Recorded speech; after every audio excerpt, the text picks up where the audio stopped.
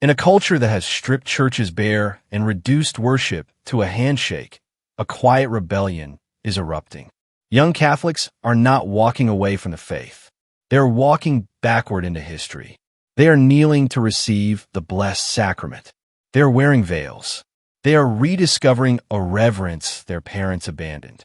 And on April 17, 2026, during the 62nd General Assembly of the National Conference of Bishops of Brazil, CNBB, in Aparecida, the president of the Brazilian Bishops' Commission for the Doctrine of Faith, Bishop Joel Portella Amado of Petrópolis, did something remarkable. He said they have a right to this. Catholicism is plural by nature, especially in a deeply plural world, he declared. The bishop was responding to a journalist from TV Read Vida who had observed this visible phenomenon. Young people kneeling to receive communion, women using the veil. For traditionalists who have been told their piety is a scandal, this was a moment of unexpected validation. But Bishop Amado did not merely praise tradition. He explained why the young are starving for it. He pointed to a devastating reality. The 2022 Brazilian census reveals that the largest segment of the population claiming no religion are those between the ages of 19 and 39. They're not atheists. They believe in God and heaven.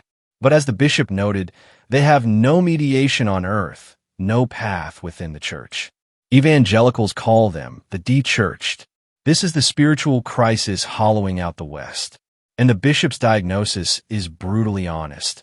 In the hour of emptiness, we search and search, including within certain historical realities that these young people have not experienced. The young are not attracted to novelty. The clown masses and guitar strumming of the 1970s mean nothing to them.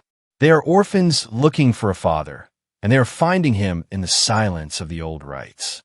Yet, a traditionalist cannot rest easy with this pluralism. While the bishop affirmed the right to traditional liturgy, he immediately imposed a limit.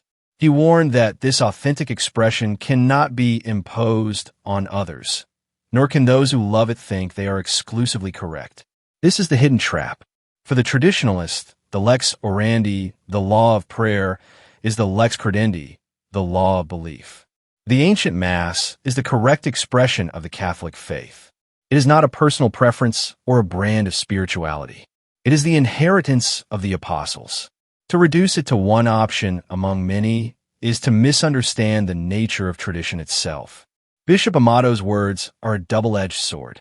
He has given permission for a generation to come home, but he has also warned that their home is just one room in a very large, modernized house. The real question for the watching faithful is not whether the young have a right to kneel. The question is whether the institutional church, which spent half a century destroying those postures, will ultimately recognize that tradition is not a style to be allowed. It is the very substance of the faith.